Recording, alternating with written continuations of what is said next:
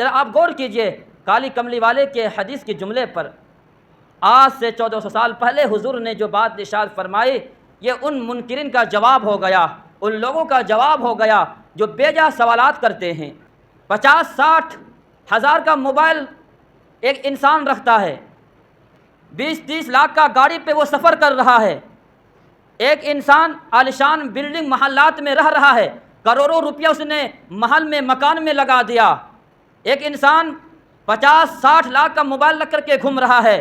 اس موقع پر یہ اعتراض کیوں کیا جاتا ہے کہ تو نے برباد کیا پیسہ کو، تو نے ان پیسوں کو گھر میں لگانے کے بجائے، ان پیسوں سے موبائل خریدنے کے بجائے، ان پیسوں سے گاڑی خریدنے کے بجائے تم بیوہ کا سہارا بن جاتا، تم کسی غریب کی بیٹی کی شادی میں خرچ کر دیتا، تم کسی بے آسرا کا سہارا بن جاتا۔ یہ سوالات ان موقع پر کیوں نہیں کیا جاتا ہے؟ معلوم یہ ہوا یہ سوالات نہیں ہے، یہ ان کا دھوکہ ہے، یہ شیطان کی طرف سے ایک دھوکہ دیا جاتا ہے، جو مسلمان اس دھوکے کا شکار ہو جاتے ہیں۔ ایک بات تو اس جملے سے معلوم ہوا، من احراق دم، خون بہانا قربانی کے دنوں میں سب سے افضل عمل ہے۔ سامعین محترم، عزیز مکرم ساتھیوں، بزرگوں،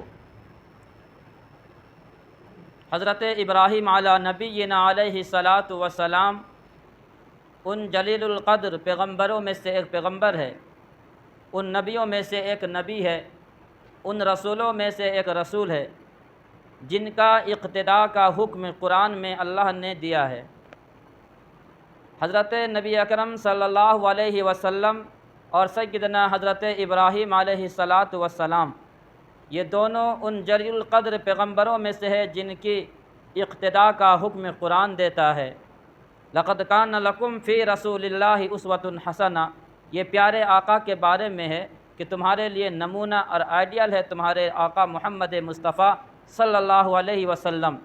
اور حضرت ابراہیم کے بارے میں فرمایا قد کانت لکم اسوۃ حسنۃ فی ابراہیم۔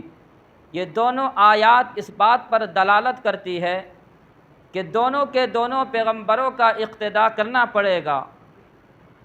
قربانی حضرت ابراہیم علی نبینا علیہ الصلاۃ والسلام کی یادگار ہے، اور یہ ایسی یادگار کہ تاریخ میں اس طریقے کی اور مثال نہیں ملتی ہے تلاش کرنے سے، کہ باپ نے اپنے بیٹے کو اپنے ہاتھ سے ذبح کیا ہو۔ کوئی منظر اس طریقے سے آج سے پہلے نہیں گزرا۔ یہ ایک ہی مثال ہے تاریخ کے اندر۔ اور سب سے بڑی بات تو یہ ہے کہ بہت تمناؤں کے بعد 86 سال کے عمر میں کتنی آرزوؤں اور تمناؤں کے بعد بیٹا ملا ہو، اور پھر اس بیٹا کو قربان کرنے کا حکم آیا ہو۔ یہ وہی انسان سمجھ سکتا ہے کہ جس کی اولاد نہ ہو اور ایک زمانے کے بعد اسے بیٹا یا بیٹی کی شکل میں اللہ نے نوازا ہو، وہ وہی انسان سمجھ سکتا ہے۔ 84 اور 86 سال کی عمر میں ایک لگاتار ایک دعا فرماتے تھے، رب ہب لی من الصالحین، اے پروردگار عالم آپ مجھے نیک اور صالح اولاد عطا فرمائیے۔ یہ دعا مستقل ہوتی رہتی تھی، تب جا کر کے ایک زمانے میں بڑھاپے کی عمر کو پہنچنے کے بعد یہ دعا قبول ہوئی اور بیٹے سے نوازا گئے۔ بیٹا کا نام حضرت اسماعیل علیہ السلام ہے۔ حکم ہوا اس بیٹے کو ایسی جگہ چھوڑ آنا ہے جہاں پر نہ پانی، نہ دانہ، نہ کھانے کی چیزیں، بالکل چٹیل میدان، مکۃ المکرمہ۔ اس وقت اس طریقے کی آبادی نہیں تھی جو آج آباد آپ کو نظر آتا ہے۔ بالکل دور دور تک کوئی پانی کا میسر نہیں، کھانے کی چیزیں میسر نہیں، ایسی جگہ پر چھوڑنے کے لیے حکم ہوا۔ یہ تفصیلات ہے، تاریخ کی باتیں ہیں، قرآن کی بات ہے، تفصیلات میں تو نہیں جانا چاہتا ہوں، صرف اتنی بات بتا دوں کہ یہ قربانی انہی کی یادگار میں ہے۔ اور پھر پورا معاملہ جو ہوا، ان کی ادائیں اس طریقے سے اللہ تعالیٰ کو پسند آئی کہ ہمیشہ کے لیے اس کو سنت قرار دے دیا گیا، طریقہ قرار دے دیا گیا، لازم اور ضروری قرار دے دیا گیا۔ یہ وہی قربانی کی چند ایک باتیں ہیں۔ قربانی سے متعلق قربانی انسان کرتا ہے، فضیلت کیا ہے؟ قربانی کرنے کے بارے میں حدیث میں، قرآن میں حکم ہے یا نہیں ہے؟ سب سے پہلی بات، میں نے قرآن کی ایک چھوٹی سی سورت تلاوت کی، انا اعطیناک الکوثر فصلی لربک وانحر، فصلی لی، نماز پڑھیے رب کے لیے، وانحر، اور قربانی کیجئے۔ معلوم یہ ہوا قربانی کا ثبوت قرآن کی اس آیات سے ہے، قربانی کا انکار نہیں کیا جا سکتا ہے۔ حدیث پاک ہے کہ قربانی کی فضیلت کیا ہے۔ حضرت عائشہ صدیقہ رضی اللہ تعالی عنہ فرماتی ہے کہ نبی پاک صلی اللہ علیہ وسلم نے ارشاد فرمایا، ما عمل آدمی من عمل یوم النحر احب الی اللہ من احراق الدم، کہ پروردگار عالم کو قربانی کے دنوں میں قربانی سے بڑھ کر کے کوئی عمل اللہ کو محبوب نہیں ہے، پسندیدہ نہیں ہے۔ نماز کی اپنی الگ جگہ مقام و مرتبہ ہے، روزہ کا مقام و مرتبہ اپنا الگ ہے، حج کی فضیلت الگ ہے، زکوٰۃ اور دیگر نیک کاموں کی فضیلت الگ ہے، لیکن قربانی کے دنوں میں قربانی سے بڑھ کر کے کوئی عمل اللہ کو محبوب نہیں ہے۔ حضور پاک صلی اللہ علیہ وسلم نے جو ارشاد فرمایا کہ ما عمل آدمی من عمل یوم النحر احب الی اللہ من احراق الدم، اس جملے کا ترجمہ پہلے سنیے کہ کسی انسان کا، بنی آدم کا کوئی عمل اللہ کے نزدیک محبوب نہیں ہے، من احراق الدم، خون بہانے سے زیادہ۔ معلوم کیا ہوا کہ قربانی کرنا یہ سب سے افضل عمل ہے۔ ایک لفظ ہے عربی کا احراق الدم، خون بہانا سب سے افضل عمل ہے۔ یہ جواب ان لوگوں کو دے دیا گیا جو یہ اشکال کرتے ہیں، ہزاروں لاکھوں کروڑوں جانوروں کو انسان ذبح کرتا ہے، پیسہ ضائع کرتا ہے، برباد کرتا ہے، کسی غریب لڑکی کی شادی ہو جاتی اتنے پیسوں سے، کسی محتاج کی محتاجگی ختم ہو جاتی ان پیسوں سے، کسی بیوہ کا سہارا ہو جاتا ان پیسوں سے، کسی ضرورت مند کی ضرورت پوری ہو جاتی ان پیسوں سے۔ برباد کر دیا، ضائع کر دیا تم لوگوں نے پیسے کو، ہزاروں لاکھوں جانوروں میں تم نے پیسہ ضائع کیا۔ اس کا جواب جناب رسول اللہ صلی اللہ علیہ وسلم کی اس حدیث کے جملے میں آ گیا کہ من احراق الدم، خون بہانا یہ افضل عمل ہے۔ مقصود گوشت کھانا مقصود نہیں ہے، مقصود یہ ہے کہ جانور پر ہاتھ پھیر کر کے ذبح کر کے خون بہانا یہ اللہ کو مقصود ہے۔ قربانی کا گوشت کھانا یہ اللہ کو مقصود نہیں ہے۔ معلوم یہ ہوا اللہ نے حکم دے دیا جانور کو ذبح کرنے کا تو ذبح کر دینا ہے۔ جب ضرورت پڑے گی قربانی کے علاوہ دیگر جگہوں میں خرچ کرنے کی تو خرچ کیا جائے گا، لیکن قربانی کے دنوں میں قربانی سے بہتر افضل کوئی بھی عمل نہیں ہے۔ یہ اس جملے سے معلوم ہوا من احراق الدم۔ ذرا آپ غور کیجئے کالی کملی والے کے حدیث کے جملے پر، آج سے 1400 سال پہلے حضور نے جو بات ارشاد فرمائی، یہ ان منکرین کا جواب ہو گیا، ان لوگوں کا جواب ہو گیا جو بے جا سوالات کرتے ہیں۔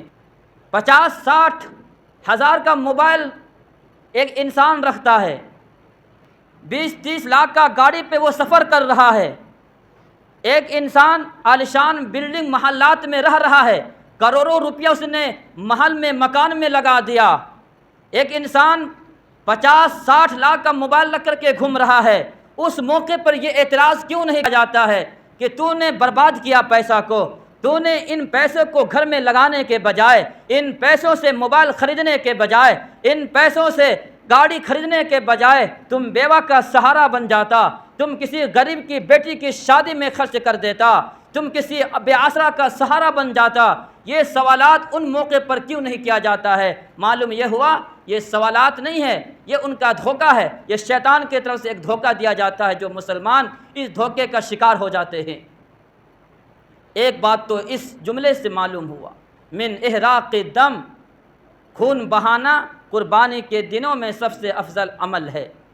دوسری بات جو اس حدیث کے جملے سے معلوم ہوئی کہ جانور اتنا موٹا تازہ ہونا چاہیے کہ جس کو ذبح کرنے کے بعد خون بھی بہے، ایسا نہ ہو کہ بالکل دبلی پتلی اور سریل قسم کے جانور لا کر کے آپ ذبح کر رہے ہیں، نہیں، حضور کے اس جملے سے معلوم یہ ہوا خون اسی جانور کا زیادہ بہتا ہے جو جانور موٹا تازہ ہو، چست ہو، بہترین قسم کا ہو، اسی جانور کا خون زیادہ بہتا ہے۔ حضور کے اس جملے کا مطلب یہ ہوا کہ ایسا جانور جو ہے ذبح کرو، قربانی کرو جو جانور بہترین قسم کا ہو، اعلیٰ قسم کا جانور ہو۔ دو بات۔ تیسری بات، من احراق الدم، اس حدیث کے جملے سے یہ معلوم ہوا کہ ایک جانور کو دوسرے جانور کے سامنے ذبح نہیں کرنا چاہیے۔ ایک جانور جہاں ذبح کر رہے ہیں وہیں پر دوسرے جانور کو ذبح کرنا منع کیا گیا، اس حدیث کے جملے سے معلوم ہوا۔ کس طریقے سے؟ حضور نے فرمایا کہ خون بہانا یہ سب سے زیادہ افضل عمل ہے۔ جب ایک جانور کو دوسرے جانور کے سامنے انسان ذبح کرتا ہے تو دوسرے جانور کا ذبح ہونے سے پہلے جانور کا خون خشک ہو جاتا ہے، سوکھ جاتا ہے۔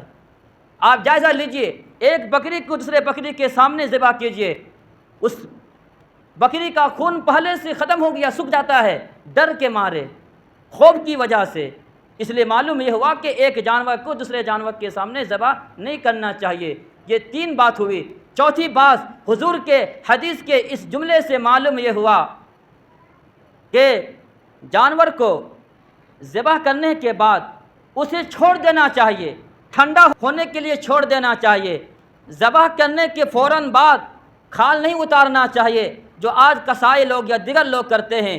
ایک جانور کو ذبح کیا، ذبح کرنے کے بعد وہ مکمل طریقے سے ٹھنڈا بھی نہیں ہوا، اس کی کھال وغیرہ نکالنا شروع کر دیتا ہے۔ حضور کے اس حدیث کے جملے سے معلوم یہ ہوا من احراق دم، اللہ کے نزدیک سب سے زیادہ محبوب عمل یہ کہ خون بہایا جائے، جبکہ مکمل خون اسی وقت نکلے گا جب جانور کو ذبح کرنے کے بعد مکمل طریقے سے چھوڑ دیا جائے، تاکہ جو خون اس کے اندر ہے وہ مکمل طریقے سے باہر نکل جائے۔ حضور کا حدیث ایک ہے لیکن یہ چار مسائل نکلتے ہیں، اس لیے انسانوں کو ان سب چیزوں کی رعایت کرنا چاہیے۔ ایسا نہیں کرنا چاہیے اپنی مرضی سے انسان جانور کو ذبح کرتا ہے۔ شریعت میں کیا حکم ہے، شریعت کیا حکم دیتی ہے، ان تمام کی رعایت کرنے کے بعد قربانی کرتا ہے تو قربانی کا جو لطف ہے، قربانی کرنے کا جو حق ہے وہ حق ادا ہوتا ہے۔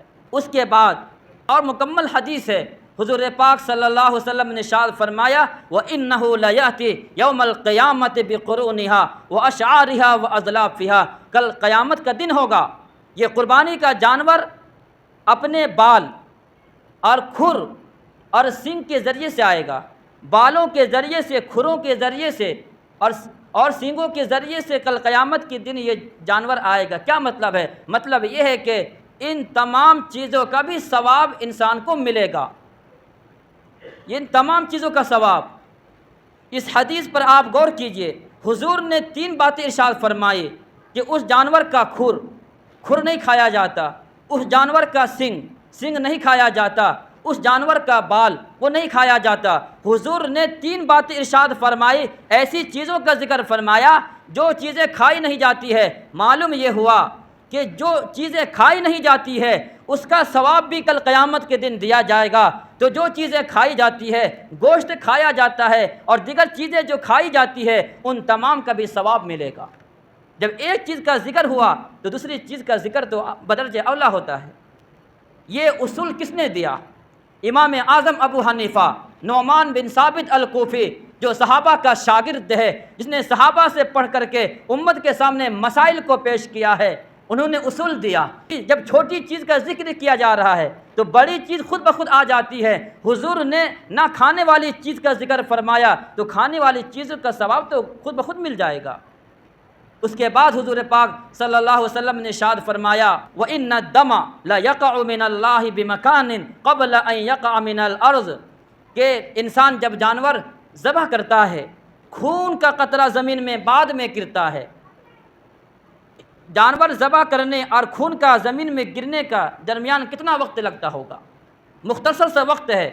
فرمایا کہ ابھی وہ خون زمین پر نہیں گرا کہ اللہ تعالیٰ کے یہاں اس کی مقبولیت ہو جاتی ہے، وہ انسان اللہ کے نزدیک مقبول ہو جاتا ہے۔ وہ قربانی اللہ کے نزدیک مقبول ہو جاتی ہے۔ وَإِنَّ الدَّمَ لَيَقَعُ مِنَ اللَّهِ بِمَكَانٍ قَبْلَ أَن يَقَعَ مِنَ الْأَرْضِ، زمین میں خون گرنے سے پہلے مغفرت کر دی جاتی ہے، اس انسان کی مغفرت ہو جاتی ہے۔ اور آگے جملہ ارشاد فرمایا فَطِيبُوا بِهَا نَفْسًا، لہذا قربانی کرو تو ذرا خوش دلی کے ساتھ کرو، دل کے اندر بوجھ سمجھ کر کے قربانی نہ کرو، بلکہ حشاش بشاش رہ کر کے قربانی کرو۔ فَطِيبُوا بِهَا نَفْسًا، یہ لفظ ہے طیب، طاب یطیب طیباً، عربی کا لفظ ہے، خوشی کے ساتھ قربانی کرو۔ ذرا اس کو سمجھیے کہ خوشی کس طریقے سے ہوتی ہے۔ یہی لفظ جو ہے نکاح کے متعلق اللہ تعالیٰ نے ارشاد فرمایا کہ فَانْكِحُوا مَا طَابَ لَكُم مِّنَ النِّسَاءِ، تم عورتوں سے نکاح کرو، شادی کرو، 2 سے کر لو، 3 سے کر لو۔ فَانْكِحُوا مَا، جو تم کو پسند ہو۔ عورت سے نکاح کرنے میں کس کو خوشی نہیں ہوتی ہے؟ ہر آدمی، بوڑھا آدمی بھی خوش ہو جاتا ہے شادی کے نام لے کر کے، نکاح کے نام لے کر کے۔ کیسی خوشی ہوتی ہے شادی کے نام سن کر کے۔ یہاں پر لفظ جو اللہ نے، جو میں سمجھانا چاہتا ہوں، اللہ نے جو جملہ ارشاد فرمایا طابہ من النساء، جو تم کو پسند ہو، جو تمہیں خوش ہو جائے، جو تمہاری طبیعت میں بھا جائے، اس یہی جملہ حضور پاک صلی اللہ علیہ وسلم نے ارشاد فرمایا قربانی کے متعلق فَطِيبُوا بِهَا نَفْسًا، جس طریقے سے شادی سے تمہارا دل خوش ہو جاتا ہے، اسی طریقے سے جب تم جانور ذبح کرو تو تمہارے دل کے اندر کبھی بوجھ نہیں آنا چاہیے، بلکہ خوشی خوشی اپنے جانور کو ذبح کر دینا چاہیے۔ یہ ہے طیب، یہ ہے طاب یطیب طیباً، قربانی کو خوشی کے ساتھ، خوش دلی کے ساتھ ذبح کرنا۔ ایک مطلب تو یہ ہے۔ دوسرا مطلب بھی اس حدیث کا سنیے۔ طیب کہتے ہیں خوشبو کو عربی میں، خوشبو وہی خوشبو کہلاتی ہے، ایک آدمی لگائے تو اس کی مہک دوسرے کو بھی احساس ہو کہ فلاں آدمی نے خوشبو لگائی ہے، وہی خوشبو ہے۔ اگر دوسرے کو احساس ہی نہ ہو کہ خوشبو لگایا کہ کیا لگایا، وہ خوشبو نہیں ہے۔ حضور پاک صلی اللہ علیہ وسلم نے جو جملہ ارشاد فرمایا فَطِيبُوا بِهَا نَفْسًا، کہ جب تم جس طریقے سے خوشبو کے اندر کیفیت یہ ہے کہ دوسروں کو بھی محسوس ہو جاتا ہے فلاں انسان نے خوشبو لگایا ہے، فلاں انسان کے جو ہے جسم سے خوشبو آ رہی ہے، اسی طریقے سے جب تم جانور ذبح کرو تو اس طریقے سے کرو کہ تمہارے چہرے سے خوشی کے آثار جھلک رہا ہو، تمہارے جو ہے دل و دماغ سے خوشی کے آثار جو ہے دکھلائی دے رہا ہو، اس طریقے سے قربانی کیا کرو، بوجھ سمجھ کر کے نہیں کرو۔ یہ پوری حدیث کا ترجمہ اور تشریح ہوئی۔ معلوم یہ ہوا کہ قربانی کے دنوں میں قربانی سے بہتر کوئی بھی عمل نہیں ہے۔ یہ ترمذی کی روایت ہے، سنن امام ابو عیسیٰ ترمذی رحمۃ اللہ علیہ نے اس حدیث کو نقل فرمایا۔ قربانی کے باب میں کتنی فضیلت ہے ان لوگوں کے لیے جو قربانی کرتے، مغفرت کا ان کے لیے، کل قیامت کے دن ہر چیز کا ثواب ملے گا، اس کی مقبولیت ہو جائے گی۔ اب آگے چلیے، دوسری حدیث بھی سنیے۔ جب اللہ کے نبی صلی اللہ علیہ وسلم نے ارشاد فرمایا صحابہ کے درمیان کی قربانی کرو، تو صحابہ نے پوچھا یہ قربانی کیا چیز ہے؟ عن زید بن ارقم رضی اللہ تعالی عنہ قال قال اصحاب رسول اللہ صلی اللہ علیہ وسلم، حضور پاک صلی اللہ علیہ وسلم نے جب صحابہ سے تذکرہ فرمایا کہ قربانی کرو، صحابہ کے دل میں آیا یہ قربانی کیا چیز ہے؟ ما هذه الاضاحی یا رسول اللہ، اے رسول خدا یہ قربانی کیا چیز ہے؟ آج سے پہلے تو ہم لوگوں نے نہیں سنا، میرے کانوں میں یہ بات آئی ہے کہ کیا چیز قربانی ہوتی ہے؟ صحابہ نے حضور سے پوچھ لیا، اللہ کے نبی نے فرمایا سنت ابیکم ابراہیم علیہ السلام، یہ قربانی تمہارے جد امجد، تمہارے والد، تمہارے باپ حضرت ابراہیم کی سنت ہے۔ پھر صحابہ کو سوال پیدا ہوا، یہ حضرت ابراہیم کی سنت ہے، طریقہ ہے، ٹھیک ہے، قالوا فما لنا فیہا یا رسول اللہ، قربانی کریں گے تو کیا ملے گا، کیا ہم کو حاصل ہوگا، کوئی فائدہ ہے یا نہیں ہے؟ قال، آپ نے فرمایا بکل شعرۃ حسنہ، ہر بال کے بدلے میں ایک نیکی ہے۔ ذرا اندازہ لگائیے کسی جانور کے بال کو آپ گن سکتے ہیں، شمار کر سکتے ہیں، گننا چاہے کسی جانور کے کہ جسم میں کتنا بال ہے، آپ اس کو اندازہ نہیں لگا سکتے ہیں۔ معلوم یہ ہوا کہ بے شمار انسان کو نیکیاں ملتی ہے، ہر بال کے بدلے میں نیکی۔ ایک صحابی رسول بیٹھے ہوئے تھے جس کے پاس جانور تو تھے لیکن وہ جانور میں بال نہیں بلکہ اون ہوتا ہے، فرمایا فصوف یا رسول اللہ، یا رسول اللہ میرے پاس تو ایسے جانور جس کے پاس اون ہے، بال نہیں ہے۔ کیا اس کے بدلے میں بھی نیکی ملے گی؟ آپ نے فرمایا قال بکل شعرۃ من الصوف حسنہ، ہر اون کے بدلے میں بھی نیکی ہے، چاہے جانور کے جسم پر بال ہو یا اون ہو، کچھ بھی ہو، ہر ایک کے بدلے میں تمہیں نیکی ملے گی۔ یہ ہے قربانی ہے، اور یہ روایت سنن ابن ماجہ کی ہے۔ میں حوالہ اس لیے بھی دے رہا ہوں جگہ جگہ پر، کبھی کبھی دے دیتا ہوں، اس لیے کہ انسان یہ نہ سمجھے کہ یہ بغیر جو ہے حدیث کی بات ہوتی ہے، ایک قصہ کہانی ہوتی ہے۔ ان لوگوں کے پاس کوئی حدیث وغیرہ نہیں ہے، کوئی ایک بات ایسی نہیں ہوگی میں مسجد اور ممبر کو گواہ بنا کر کے یہ بات کہہ سکتا ہوں۔ حناف مسلک میں کوئی بھی مسئلہ ایسا نہیں ہے جس پر قرآن کی آیات نہ ہو، جس پر حدیث نہ ہو، جس پر صحابہ کے آثار موجود نہ ہو۔ یہ غلط لوگوں کو کیا سمجھا دیا گیا کہ بغیر حدیث کی یہ لوگ بات کرتے نہیں۔ سب سے زیادہ حدیث کو سمجھنے والے الحمدللہ علماء دیوبند کل بھی تھے، آج بھی ہے، آئندہ بھی رہیں گے۔ اس سے زیادہ حدیث کی خدمات کسی نے نہیں کی ہے۔ حدیث کو زیادہ یاد کرنے والے، حدیث کو زیادہ سمجھنے والے، حدیث کو زیادہ سینے سے لگانے والے علماء دیوبند سے بڑھ کر کے اس دھرتی میں کوئی پیدا نہیں ہوا ہے۔ اس لیے یہ کہنا کہ حدیث نہیں ہے، حدیث بہت سارے ہیں، لیکن چونکہ وقت بہت کم ہوتا ہے اس لیے اسی پہ مسئلہ ہم بتاتے ہیں، لیکن جب ضرورت پڑتی ہے تو پھر ہم دلائل بھی پیش کرتے ہیں۔ اسی طریقے سے حضرت عبداللہ ابن عمر رضی اللہ تعالی عنہ صحابی رسول ہے، فرماتے ہیں اقام رسول اللہ صلی اللہ علیہ وسلم بالمدینہ 10 سنین یضاحی، حضور پاک صلی اللہ علیہ وسلم جب مکہ سے ہجرت کر کے مدینہ آپ گئے، 10 سال آپ مدینہ میں قیام فرمایا، 10 سال آپ مدینہ میں رہے، لگاتار آپ نے 10 سال قربانی کی ہے، 10 سال لگاتار آپ نے قربانی کی ہے۔ معلوم اس سے بھی یہی ہوا کہ ہر انسان کو جو صاحب حیثیت ہے، صاحب نصاب ہے، انہیں قربانی کر لینا چاہیے۔ چوتھی حدیث، پھر بات ختم کرتا ہوں۔ چوتھی حدیث یہ ہے جو لوگ حیثیت ہونے کے باوجود، صاحب نصاب ہونے کے باوجود بھی قربانی نہیں کرتے، ان کی کیا وعید ہے۔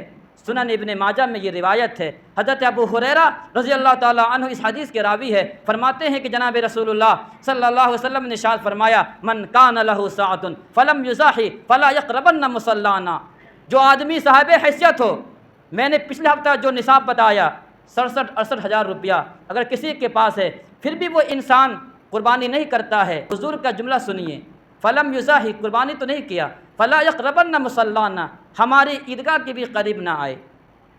یہ حضور کی دھمکی ہے۔ اگر حضور صلی اللہ علیہ وسلم کی اس حدیث کا جملہ کو اگر میں آج کے زبان میں ترجمہ کروں تو اس کا ترجمہ یہ ہے کہ قربانی تو تم پر واجب تھی، تو نے قربانی نہیں کی، کس منہ سے تم عیدگاہ آؤ گے نماز پڑھنے کے لیے؟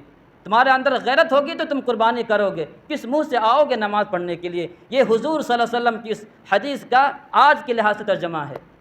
فلا یقربن مصلانا، کس منہ سے آؤ گے نماز پڑھنے؟ اس لیے یہ دھمکی ہے حضور صلی اللہ علیہ وسلم کی طرف سے، اس لیے جو آدمی صاحب نصاب ہو، صاحب حیثیت، اسے کر لینا چاہیے۔ چند ایک مسائل کو آپ سن لیں ذبح سے متعلق۔ پہلا مسئلہ، جب انسان ذبح کرے جانور کو تو بہتر اور مستحب یہ ہے کہ آدمی اپنے ہاتھوں سے جانور کو ذبح کرے، بہتر یہ ہے، دوسرے کے چکر میں نہ رہے، بلکہ بہتر افضل یہ ہے کہ جانور کو اپنے ہاتھوں سے ذبح کرنا سب سے افضل عمل ہے۔ ہاں اگر کوئی نہیں جانتا ہے تو پھر دوسرے سے بھی کرانے کی کوئی گناہ نہیں ہے، کوئی ایسا نہیں کہ قربانی نہیں ہوگی، جائز ہے، درست ہے، لیکن افضل بہتر یہ ہے کہ انسان اپنے ہاتھوں سے ذبح کرے، نمبر 1۔ دوسرا مسئلہ، اگر انسان اپنے ہاتھوں سے جانور ذبح نہ کرے تو کم سے کم جہاں قربانی ہو رہی ہے وہاں پر اس انسان کا موجود ہونا ضروری ہے، جس کے نام سے ہو رہا ہو اس انسان وہاں سامنے رہے۔ لیکن یہاں یہ بھی بات یاد رکھیے، غیر محرم تو غیر محرم ہے، بہت سی جگہ غیر محرم کے نام سے بھی ہوتا ہے، تو وہ سامنے نہیں آئے گی، وہ پردے میں ہی رہے گی، وہ سامنے موجود ہونا بھی افضل اور بہتر عمل ہے۔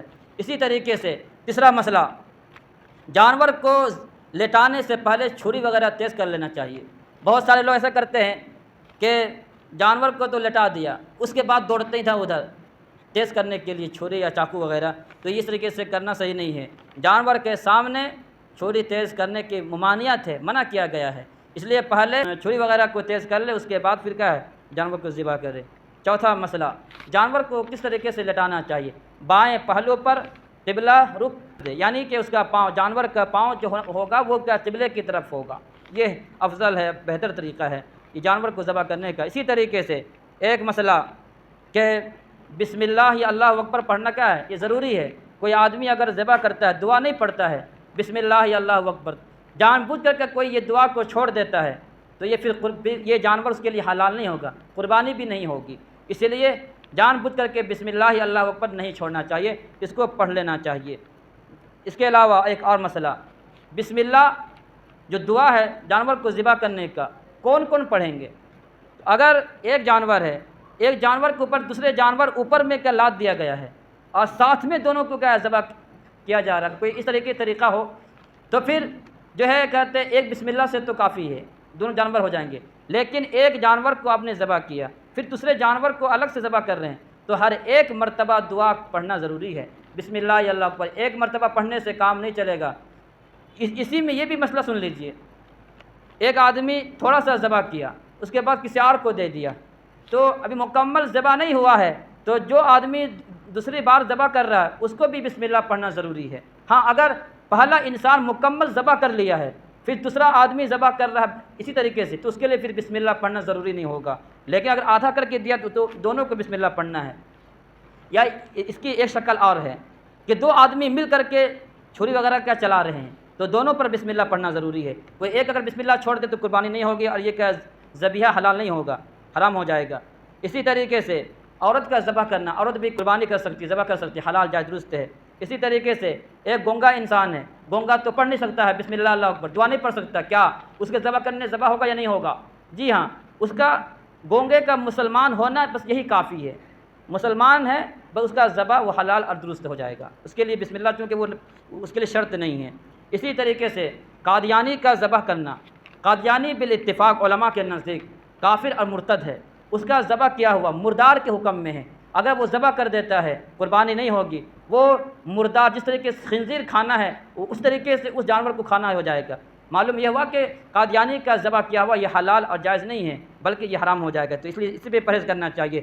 اسی طریقے سے ایک مسئلہ، ایک جانور کے سامنے دوسرے جانور کو ذبح نہیں کرنا ہے۔ اسی طریقے سے ایک مسئلہ، ذبح کرتے وقت بہت سارے لوگ منہ میں تمباکو، گٹکا، سگریٹ، فلاں ٹھکانا کھا کر کے ذبح کرتے ہیں، وہ بھی سن لے کان کھول کر کے، اس وقت کچھ نہیں کھانا چاہیے، پان وغیرہ بھی نہ کھائے، منہ کو بھی صاف کر کے بسم اللہ دعا پڑھ کر پھر ذبح کرنا چاہیے۔ گٹکا وغیرہ کھا لے، دعا وغیرہ نہیں پڑھ رہا تو قربانی نہیں ہوگی، اس لیے اس پر احتیاط کرنا چاہیے۔ اسی طریقے سے ایک آدمی صاحب نصاب ہے، قربانی واجب ہے ایک آدمی پر، تو وہ انسان اپنے اوپر قربانی اپنے نام سے کرنے کے بجائے اپنے ماں باپ کے نام سے کرتا ہے یا مرحومین کے نام سے کرتا ہے، تو سن لے جس پر قربانی واجب ہے پہلے وہ اپنے نام سے کرے، اس کے بعد جس کے نام سے کرنا چاہے وہ کر سکتا ہے۔ اسی سے ملتا جلتا ایک اور مسئلہ ہم نے بہت سارے لوگوں کی زبانوں سے جو بات سنی ہے کہ یہ چلتا ہے کہ ایک آدمی کی طرف سے 7 مرتبہ قربانی کرنا ہے، 7 مرتبہ ایک کی طرف سے 5 مرتبہ کر دیے، اور پھر کیا دوسرے کی طرف سے قربانی کرتے ہیں، 7 سال ایک کے نام سے کر دیے، اس کے بعد 7 سال کے بعد یا 5 سال کے بعد دوسرے کے نام سے کیا قربانی کرنا شروع کرتے ہیں۔ یہ معاشرے میں ایسا چل رہا ہے، تو اس کو بالکل ختم کرے، جو صاحب نصاب ہے اس کے نام سے کرنا ہے، اور یہ جو ہے کہ تسلسل یہ نہیں، جو صاحب نصاب ہے ان سب پر قربانی واجب ہے۔ اسی طریقے سے غیر مسلم کو قربانی کا گوشت دینا، غیر مسلم کو قربانی کا گوشت دینا جائز اور درست ہے۔ اس دور کے مفتی اعظم مولانا خالد سیف اللہ صاحب رحمانی نے یہ بات لکھی ہے کہ اس دور میں غیر مسلم کو قربانی کا گوشت دینا، اس سے ہمدردی کا جذبہ بھی پیدا ہوتا ہے۔ اسی طریقے سے قصائی کو گوشت سے کیا ہے اجرت دینا، گوشت وغیرہ سے، کھال وغیرہ سے صحیح نہیں ہے، قصائی کو اجرت جو دی جائے گی وہ الگ سے دی جائے گی، اس کے گوشت وغیرہ سے نہیں دیا جائے گا، ورنہ پھر یہ صحیح نہیں ہو پائے گا۔ اسی طریقے سے ایک دو مسئلہ اور ہے کہ انسان جب ذبح وغیرہ کر لے تو مکمل صفائی کا بھی اہتمام کر لے، نالی وغیرہ میں جو خون وغیرہ اس کو اوپر مکمل طریقے سے بہا دے، اور خود سیفٹی کر کے جانوروں کو ذبح کرنے کا اہتمام کرے، چوک چوراہے پر، راستے پر اس سے بچنا چاہیے۔ یہ تقریباً 21 مسائل تھے جو میں نے آپ کے سامنے رکھے، اور یہ سب باتیں آئی ہے۔ اللہ تعالیٰ سے دعا ہے کہ پروردگار عالم ہمیں اور آپ کو ان سب باتوں پر عمل کرنے کی توفیق عطا فرمائے۔ 7 بجے عید الاضحیٰ کی نماز رکھی گئی ہے، انشاءاللہ کل 7 بجے عید الاضحیٰ کی نماز ہوگی۔